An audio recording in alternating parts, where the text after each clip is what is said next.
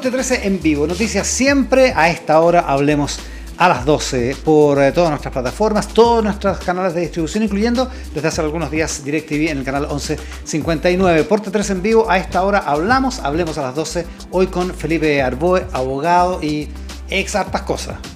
¿Cuál prefiere usted? No, cualquiera, de que sea, da lo mismo. Ex servidor público. Ex servidor público. No, porque servidor público yo creo que quiere seguir siendo, ¿no? Por ahora no, por ahora estoy dedicado a mi labores profesionales. Claro, está dedicado a la oficina de abogado. Así es. Pero uno no se puede descartar nada. De hecho, llamó la atención que se unió a este grupo que tienen Alberto Mayor y Joaquín Lavín, que anda como... que hacen como una gira, así como de... Sí, pero ¿sabes lo que pasa? Yo creo que, para no generar ninguna falsa expectativa, no tiene ninguna aspiración política. Eso no es un grupo político, para nada. No. De hecho, yo no voté por Lavín. No solo no voté por Lavín, o sea, trabajé por la campaña de Ricardo Lagos, fui subsecretario de Ricardo Lagos y ha sido mi referente en política toda la vida y lo he defendido a pesar de que en el último tiempo no fue tan popular, digamos, y ahí estuve siempre defendiendo al presidente Lagos. Y ya que estamos, ni Lavín ni Mayor probablemente hubieran votado por usted, digamos. Evidentemente. Entonces el punto es que más bien esto, como yo lo definiría, es como una especie de incubadora de proyectos país. A ver, ¿cómo es eso? El objetivo de esto, o sea, ¿qué nos ocurrió? Que nos dimos cuenta que en general lo que está pasando es que Chile tiene muchas oportunidades hoy día. Chile tiene una tremenda oportunidad de mostrarle al mundo soluciones desde el punto de vista del cambio climático, por nuestra condición, por nuestras condiciones favorables en materia de sol, en materia de aeromotriz, en temas de viento. En consecuencia, las energías renovables son una alternativa muy importante y Chile tiene una oportunidad ahí. El litio es otra oportunidad. Nuestro cobre elaborado también es una oportunidad.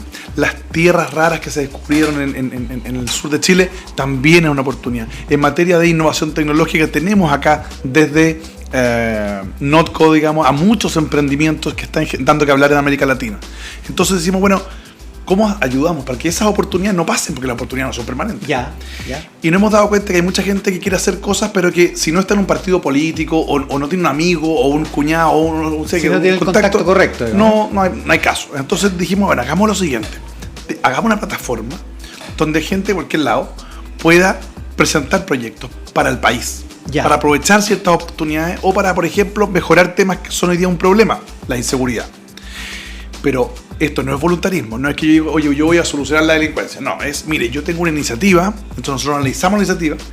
Lo que tiene que tener la iniciativa es que tiene que tener evidencia, es decir, que en alguna parte del mundo se haya aplicado, o bien que tenga fundamentos científicos o técnicos que habiliten como una alternativa viable. Que sea viable, razonable. Claro, y adicionalmente vamos a analizar el tema del financiamiento. ¿Cuál es el objetivo de esto? Es que esa incubadora pueda levantar proyectos en beneficio del país y después ofrecérselo a quienes estén gobernando. El actual presidente, el futuro presidente, no da lo mismo. El punto es que Chile no pierda las oportunidades. Que van a ser proyectos creativos, originales, de estado del arte y en un sentido apolítico, digamos, o sea, más bien técnico. Totalmente. Te voy a poner un ejemplo. Ese es el punto. El ministro de Justicia anunció la implementación de un sistema de inhibidores de comunicación en las cárceles. Claro. Que es súper bueno. Y que está funcionando prácticamente. Pero, por ejemplo, nos enteramos que en la UTD se agarró un proyecto de unos estudiantes con los profesores, lo elaboraron y resulta que termina con un problema que tienen los inhibidores, es que bloquean muchas veces incluso a los vecinos. Esto no, porque esto va directo a los aparatos de teléfono. Son pequeñas innovaciones, pero que pueden marcar la diferencia y que, por ejemplo, en este caso podrían terminar con que esto se hiciera, con el call center de la criminalidad que opera desde las cárceles. Entonces, que todos hemos conocido probablemente. Medidas pequeñas, digamos, pero que tienen impacto. Está buena, ya. Ahora, el énfasis, hablemos del énfasis en la seguridad, que es uno de sus temas. Hay también la ciberseguridad, usted ha estado en varios temas. Déjeme partir por una cuestión que es del momento. Las declaraciones del fiscal general venezolano, ¿cómo lo ves? O sea, primero yo creo que es una vergüenza, digamos, que un fiscal nacional de un país como Venezuela emita unas declaraciones que son evidentemente emocionales y políticas. Emocionales porque están enojados porque no se reunieron con el fiscal nacional. Pero ¿por qué dos enviados de un fiscal, no fiscales? Tendría que ser recibido por el fiscal nacional para conocer una carpeta que además es secreta. O sea, evidentemente aquí lo que había una intencionalidad completamente distinta. Lo que quería, la visita de ellos no fue otra cosa que una puesta en escena del fiscal nacional para poder decir lo que después dijo. O sea, estaba buscando una excusa, estaba buscando el rechazo, porque era evidente que no lo iban a recibir. Era evidente, más no corresponde, no procede. Entonces, y de hecho, si hubiera ocurrido al revés, hubiera ocurrido exactamente lo mismo. Entonces, es lamentable. Ahora, lo que sí me preocupa es que habla de la falta de relacionamiento diplomático que tiene Chile con Venezuela. O sea, evidente no es un problema, no solo a nivel de ministerios públicos, sino a nivel de gobierno. Aquí debería ocurrir una gestión diplomática, que el presidente de la República llamara a consulta a su embajador, o al revés, que le representara a la embajadora de Venezuela en Chile, digamos, las palabras del fiscal nacional. Porque al final lo que está diciendo es que agentes del Estado de Chile, el que representa al presidente Boric, fueron los que mataron a Ojeda. O sea, el fiscal nacional de Venezuela acusa al Estado de Chile de haber asesinado a un militar colombiano en Chile. Que además estaba bajo la solicitud de refugio. O sea, aún más grave.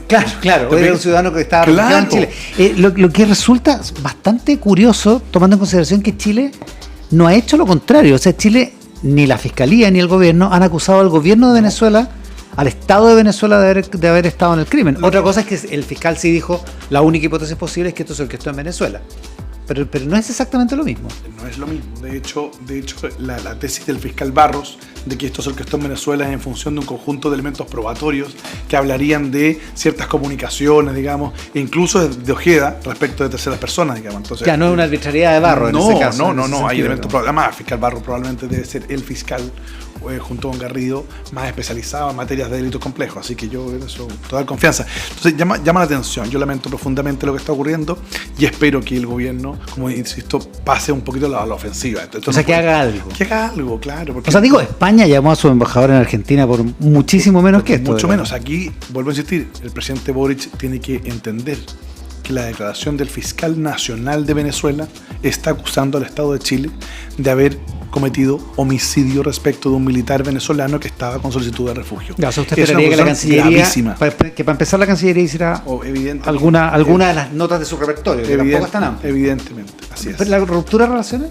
No, o sea, uno podrá mirar, digamos, cuáles son las diferentes alternativas. Ahí el canciller nos podrá dar clase a todos, digamos, tiene gran experiencia en esa materia. Pero lo que no puede pasar es que siga esto... Que no pase nada. No pasó nada, digamos, ¿no? Porque se va ahora dando finalmente la imagen internacional de Chile, que va más allá del actual presidente de la República.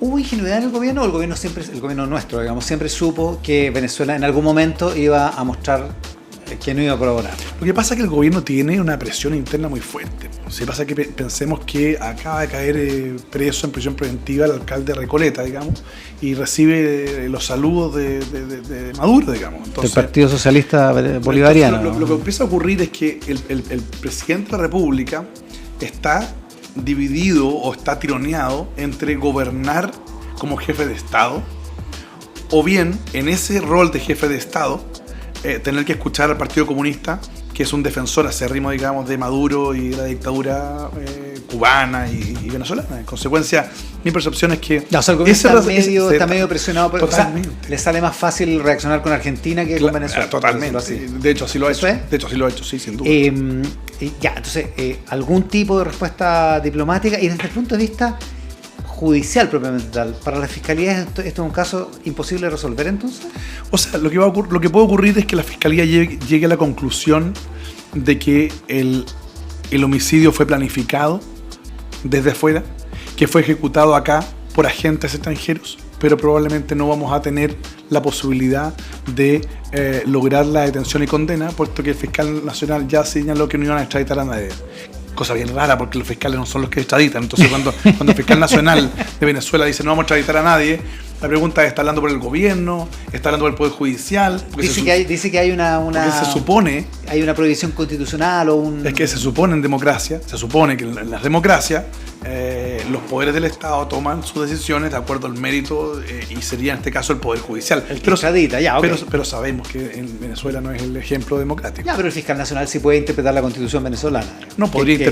Sí, claro, pero él dice no vamos a extraditar, no vamos a mucha gente, digamos, ¿no? Es claro. ¿Te imaginas y no es precisamente plural majestático. Yo no me imagino a un fiscal nacional como Ángel Valencia, que es un hombre, digamos, experto en derecho, digamos, con una declaración tan chapucera como la que dio el fiscal nacional venezolano. Ya, o sea, ya. Pero volviendo al punto, ¿hubo ingenuidad o el gobierno siempre supo esto? Yo creo que el gobierno siempre supo. Sí, siempre supo. Sí, ¿no? Pues sí, probablemente. O sea, no... ¿Qué más? Sí, es lo que hay. Es lo que hay. Y en temas de seguridad, ¿la cuenta pública cómo lo dejó? Mira, me dejó bastante preocupado, porque primero, respecto de lo hecho, encontré que el gobierno fue extremadamente autocomplaciente. Cuando dice hemos sacado 50 leyes, uno dice sí, efectivamente, primero con una gran oposición de la coalición oficialista, primer punto, o sea que ahí tiene que hacer un mea culpa. Decir, pero ¿qué es gran oposición? Porque por otra parte, o sea, cuando estamos hablando de los votos sin los votos del Frente Amplio y del Partido Comunista. En algunos casos. En más de 20 proyectos. En contra de abstenciones. Es decir, esto se sacó por el socialismo democrático en alianza con la oposición, primer punto. Pero más allá de las leyes, lo que me preocupa es que en las cuentas públicas uno supone que quien ejerce la conducción del país no solo va a rendir una cuenta, no es un shopping list de lo que se hizo y de lo que se va a hacer, sino también se le muestra un norte, hacia dónde va el país y por tanto dónde se van a poner los énfasis del aparato público. Es decir, una cuenta más estratégica. Y mi percepción es que quienes escribieron la cuenta más bien sometieron al presidente, lo redujeron a una descripción de actos y hechos operativos y no estratégicos. Entonces, por ejemplo, se dice, se incorpora una cuenta pública que le va a dar un beneficio a Carabineros, cuando en realidad es un tema de subsecretario con suerte, digamos. En los gobiernos anteriores no estaba pensado que el presidente de la República anunciara un beneficio económico, para eso estaba el ministro de Interior o el subsecretario de Interior. Es cierto que el asunto del beneficio económico, del incentivo, como se llame, para Carabineros, había escalado bastante, digamos. Está bien, pero no después de una entrevista del propio general director. Pero no para una cuenta pública del presidente de la República, pues. O sea, perdón, yo insisto, estábamos acostumbrados a cuentas públicas más bien con cierta estatura y bajamos, digamos, ya al nivel... O sea, darle plata a Carabineros no es mejorar el... Uno puede plantear y decir, mire, vamos a mejorar las condiciones laborales, punto, ¿no? Pero entrar a describir ya cada una de las cosas me pareció que era más bien una descripción de una especie como lista de supermercado. ¿Dice usted? Claro. Ahora, desde el punto de vista práctico, me preocupa que se ponga mucho énfasis en dos medidas. Uno, más leyes. Mi percepción es que hoy día el problema no es de ley. ¿No es de ley? Es de gestión. A ver, aquí lo que tenemos en el país... Porque antes de la cuenta pública hubo un énfasis importante, hubo una arremetida del gobierno defendiendo la gestión, digamos. Pero evidentemente eso no se consigue con la realidad. Yo cuando leí la columna de la ministra Vallejo y escuché la entrevista en T13 Radio de la ministra Vallejo hablando de gestión, uno dice, perdón, pero aquí tenemos un problema, le está hablando a la burbuja del 30% o está describiendo un país en el cual no vive. Pero, perdón, veamos materia de seguridad. Cuando uno tiene hoy día indicadores que revelan que tenemos un aumento en los delitos, por ejemplo, de secuestros extorsivos. Hay más de 860 delitos de secuestro en el año. Adicionalmente tenemos... ¿Todo secuestro extorsivo? No. Ya. Por eso dije. Ya. Hay más de 862, para ser exacto, delitos de secuestro. Adicionalmente, tenemos una tasa de homicidio que ha aumentado más de un 20% en los últimos 5 años. Es decir, tenemos un problema, pero pero cualquier gobierno al que le baja la tasa de homicidio en el último año tiene derecho a exhibir que le bajó la tasa, digamos. Pero para que sea tendencia son a lo menos 3 indicadores, así nos indican todos los economistas y los estadísticos. Tercero, el problema que tenemos es que crecientemente está aumentando los homicidios con imputados desconocidos, es decir, el sicariato o el cobro de cuentas. Y es el tipo de homicidio que explica el aumento, básicamente. Y ese es el gran problema, porque cuando uno mira las cifras, hace un doble clic en las cifras del Ministerio Público, cuando hay delitos con imputados desconocidos, la tasa de condena es extremadamente baja. Entonces, cuando uno dice... O sea, son casos que no se resuelven. Esto no es un problema de ley, es un problema de gestión. Es decir, tenemos que lograr que la policía llegue en menor tiempo al lugar donde se está cometiendo un delito. Tenemos que lograr que haya prevención mucho más medible, cuantificable. Hay que coordinar, por ejemplo, medidas estratégicas. Hay que repensar si es adecuado que Carabineros tenga más de 200 funciones o bien vamos a circunscribirlo a la prevención y 3 o 4 funciones más. Ese tipo de cosas se han discutido muchísimo. Cosas concretas, el plan Calle Sin Violencia, la focalización en determinadas comunas o la Brigada ECO de la Fiscalía. Uno podría decir ya es que la Fiscalía Autónoma no es del gobierno, pero algo hay. Digamos, no, eso está bien, la Brigada ECO está bien. Por eso, pero es parte de la gestión, digamos. Eso está bien, pero el punto de vista, insisto, eso es el punto de vista del Ministerio Público, ya que, como tú bien dices, es autónomo, pero está bien que trabaje con el gobierno. Aquí lo que se requiere al final es que haya un sistema de seguridad. En Chile no tenemos un sistema de seguridad, en Chile tenemos instituciones que participan de la lucha contra el delito. Pero si uno ve la inversión, por ejemplo, Carabineros, la PDI, Ministerio Público, triplican la inversión. Deberían tener un solo sistema de información integrado y compartido. Debería haber metas no institucionales, metas de colaboración conjunta, metas de resultado. Es que ahí es donde resulta... Mira lo que te voy a poner un ejemplo. El 911. El 911 es un sistema de despacho de flota.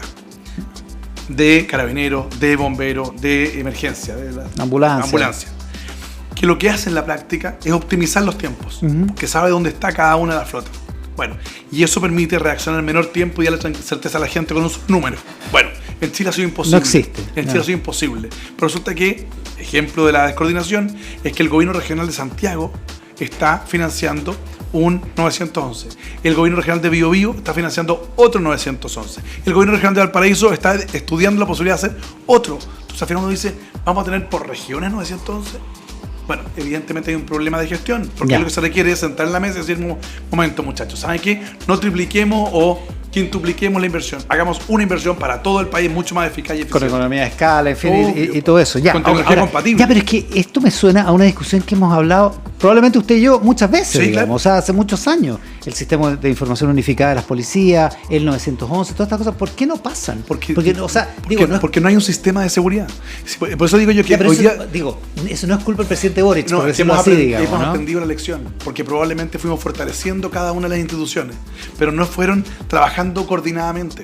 Y la lección nos dice, no sigan haciendo más de lo mismo. Entonces cuando uno mira desde afuera y empieza a mirar la experiencia, uno dice, bueno, evidentemente hemos aumentado los presupuestos. Todos los presidentes de la República pueden decir que han aumentado al máximo los presupuestos de la policía. Y la pregunta es, ¿pueden decir que han bajado exponencialmente o proporcionalmente los delitos?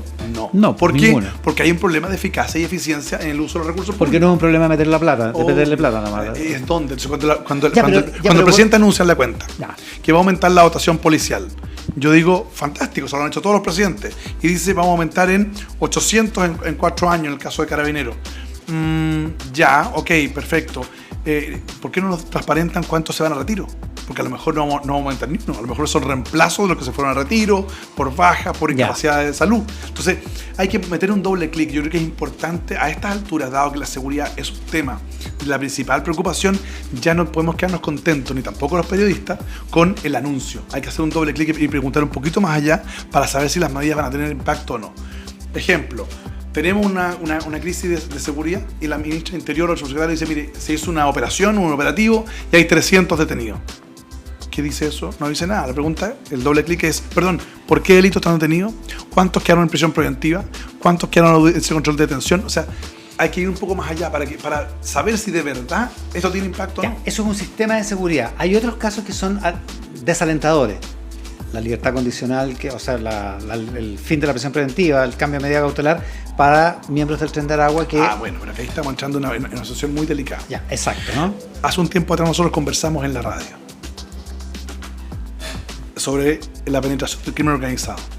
Y yo dije que había diferentes estadios, que en Chile ya había control territorial del crimen organizado en algunos lugares, y eso era un problema. Y que el segundo estadio era la penetración de las instituciones de seguridad. Léase policías, fiscalía, poder judicial. Y la penetración se hace sobre con dos alternativas. La primera es sobornando. ¿Ya? Y la segunda es amenazando. Aquí hay que ver por qué el juez de Arica en su oportunidad entregó la lista de testigos protegidos en el caso del Tren de Aragua. Y eso debiera investigarse y sancionarse. Aquí debiera investigarse por qué los jueces de los vilos revocaron la prisión preventiva y lo dejaron en libertad. Porque a lo mejor nos encontramos eventualmente con soborno o a lo mejor nos encontramos con amenazas a ellos. Con algún tipo de coacción. Pero porque de lo contrario, si no hay nada de eso, quiere decir que el descriterio judicial estaría hablando muy mal de la formación de los jueces. Porque evidentemente, cuando uno tiene una banda de crimen organizado que se caracteriza por la violencia, por la amenaza, por la tortura y por el homicidio, no tiene ninguna lógica que un juez de la República lo deje en libertad, porque es evidente que no va a volver, que va a ser un problema para el éxito de la investigación, un problema para la seguridad de la sociedad y un problema para la seguridad de las víctimas. Es decir, los tres elementos que establece el texto constitucional que son habilitantes para someter a la prisión preventiva. Y de hecho casi todos están, apenas uno apareció, digamos, porque se entregó. Ahora, la pregunta es, ¿qué pasa con ese juez? El que hizo eso. Claro, sería bueno conocer ¿qué va a pasar después? Sería digamos. bueno que se publicara su foto, su nombre, su apellido, su carrera judicial y que el propio Poder Judicial hiciera una investigación. Porque, insisto, puede estar ocurriendo algo que no estamos viendo a luz de todos los chilenos. Una anomalía mayor, digamos. Yo por eso felicito al fiscal nacional que creado un sistema de investigación interna, que por ejemplo significó la separación e incluso la denuncia al Ministerio Público de un fiscal en la región de O'Higgins que había hecho acuerdos reparatorios en muchos casos vinculados a droga. Bueno, evidentemente hay un problema. Entonces, vuelvo a insistir, no seamos ingenuos. El crimen organizado va a buscar penetrar a la policía, la fiscalía y el Poder Judicial. Y a propósito de drogas, y las policías, como dice usted, la droga en la comisaría en Quilicura, ¿qué le parece? Es un hecho grave. Sí, es que no es chistoso. O sea, en una casa eso es un problema familiar grandísimo y uno se dedica a investigar a ver qué está pasando y va a la causa. En la policía eso es un hecho aún más grave. Porque si se consume o se guarda, es igualmente grave. Porque es a la institución, a las personas que le encomendamos el ejercicio de la fuerza para establecer el imperio del derecho. No, es un escándalo mayor, digamos. Es muy grave. Por eso que, o sea, no hay mucho suficiente escándalo. O sea, evidentemente, ahí tiene que ocurrir el comisario de esa comisaría, es el que tiene que responder. Y ahí hay que haber una investigación interna amplísima para llegar al último de los detalles de ese caso. Porque puede ser muy poca droga, pero perdón, es droga. Y son las instituciones policiales. Nos quedan unos minutos, hablemos de política. Vamos. Y no de seguridad en el siguiente bloque. Vamos a hacer una pausa. Estamos con Felipe Arboe, hoy abogado, ex servidor público, dice él. Le vamos a preguntar en el siguiente bloque, vamos a hablar del futuro político y de la política en su estado actual. La pausa y estamos de vuelta por TRC en vivo. Noticias siempre, hablemos a las 12.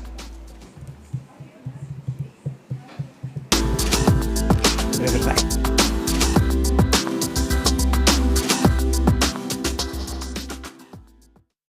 Si sufre de dolor en el pie, dolor en el tobillo, dolor de rodilla, dolor de cadera, incluso dolor de espalda baja, si solo estar de pie le causa dolor y fatiga, el problema podría estar en sus pies. Cuando sus pies están desalineados, todo su cuerpo está desalineado y tiene dolor. La solución: arreglar el problema en sus pies y aliviar el dolor en todo su cuerpo.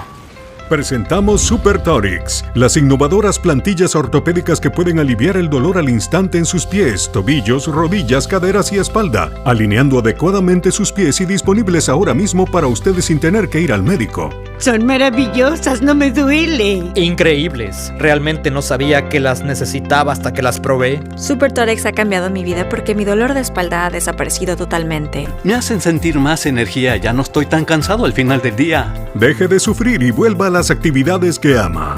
Super Torix están diseñadas con soporte de arco óptimo para distribuir la presión de manera uniforme mientras estabiliza su talón gracias al exclusivo talón Biolock. Pero además las patentadas y personalizables inserciones de equilibrio biodinámico aseguran un contacto perfecto de sus pies con el suelo en cada paso que dé. Si sufre problemas como juanetes, fracturas por estrés, dedos de martillo, tablillas en la espinilla, fascitis plantar, tendinitis, ahora puede adquirir aparatos ortopédicos clínicamente efectivos a una fracción del costo de la ortopedia prescrita por el médico. Las ortesis recetadas por el médico pueden costar una verdadera fortuna en tiendas especializadas y demorar semanas en estar listas. Pero no pagará eso ni tendrá que esperar. Usted recibirá las plantillas ortopédicas personalizables Super Torix a un precio muy especial de lanzamiento. Llame en los próximos 30 minutos y reduciremos el precio a la mitad. Sí, pagará solo la mitad del precio original de la Super Torix. Y si es una de las primeras 50 personas en llamar, le enviaremos de obsequios un segundo par de Super Torix. No deje pasar esta oportunidad de alinear sus pies. ¡Llame ya! Juan y Pablo son vecinos. Tienen la misma edad y hasta manejan el mismo auto. Pero Juan tomó un crédito, pagó un pie. Se preocupa de las mantenciones, los permisos, seguros y no quiere ni pensar en cuánto valdrá su auto cuando quiera cambiarlo. Pablo se suscribió a Wift. Wift es la evolución de tener tu auto, sin pie, con la cuota más conveniente y todos los servicios incluidos. Ingresa a wift.cl y maneja tu libertad. Wift, tu auto por suscripción. Este sábado, sigamos disfrutando de la nueva temporada de Lugares que Hablan. ¡Mire qué maravilla más grande! En un nuevo capítulo estreno, viajaremos junto a Pancho Saavedra a la querida isla de Chiloé para vivir grandes momentos ligados a las tradiciones y a la gran fe de sus habitantes. Tenemos que sacar todas las imágenes por los trabajos. Se va a hacer en procesión. ¡A las 2! ¡Y a las 3! ¡Doña Candelaria! Lugares que Hablan. Este sábado, 22:10 horas, por el 13 y 13C.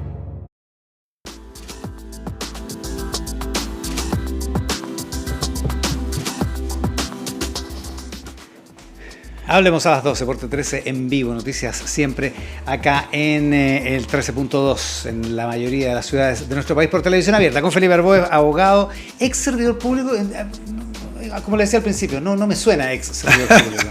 ¿Por qué? En su caso, digo, porque O sea, el que nace chicharra es... Bueno, cierto, pero yo creo que es bueno, mira, yo estoy en un periodo como dije algún día, la primera parte fue como de detox después de la convención constituyente, que fue algo intenso, ¿no? Una experiencia religiosa. ¿Fue traumático? No, una experiencia religiosa. Ok. ¿No? Interesante, entretenida. No se entretenida, interesante. Difícil. Y difícil, ¿sabes por qué? Porque uno está, yo más de 30 años dedicado a la política, cuando uno discute con alguien que piensa distinto, hay bordes. En la convención no había bordes. O sea, hay gente que planteaba que no tenía por qué haber separación de poderes. Que Chile no tenía que llamarse Chile, que no le gustaba el himno, que consideraba que los jueces eran oligarcas. Entonces es un cambio en las condiciones de discusión que me hicieron muy difícil el diálogo. Pero bueno, eso ya es experiencia pasada. Hoy día yo estoy dedicado a mi oficina de abogado y creo que es bueno que aquellos que hemos estado en el servicio público tengamos la posibilidad de estar en el mundo privado, pagar sueldos, pagar impuestos, hacer la pega del día a día, tener que buscárselas para llegar a fin de mes, es parte del cuento. Yo creo que es bueno, es sano también. Tener esa experiencia. Y por tanto hoy día estoy muy contento, más haciendo clases, estoy muy contento y dedicado a los temas de seguridad en el Centro de Estudio de la Universidad de San Sebastián. Dicho eso, se fue el PPD. Hace muchos años. Tampoco entró a ninguno de los partidos de centro, ni amarillos ni demócratas. ¿Qué le va a pasar al centro después de las primarias de este domingo? ¿Cómo ves ese Yo creo que el centro es el que va a decidir la próxima elección presidencial. ¿El centro orgánico, el centro institucional o el centro? El mundo es centro izquierda. Entelequia. Yo creo la entelequia, la centro izquierda y la centro derecha liberal, que probablemente no está hoy día militando en los partidos políticos, es la que va a decidir el próximo presidente o presidenta. Porque no hay ninguna posibilidad que un autócrata de izquierda o un autócrata de derecha llegue al poder sin esos votos. Ya, pero esos votos. Entonces la pregunta es... Esos votos como una entelequia, claro, como una masa... Entonces el problema no está en la existencia de la postura de centro o de centro izquierda o de centro derecha liberal.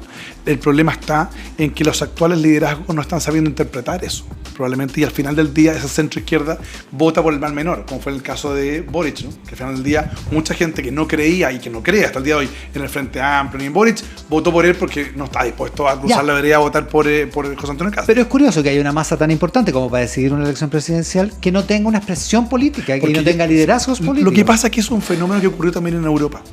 Cuando el mundo de centro izquierda obtiene ciertos logros, en el caso chileno, dimos ejemplo de gobernabilidad, con crecimiento, con reducción de la pobreza, con condiciones de paz y tranquilidad y de desarrollo del país, y pensamos que eso era suficiente.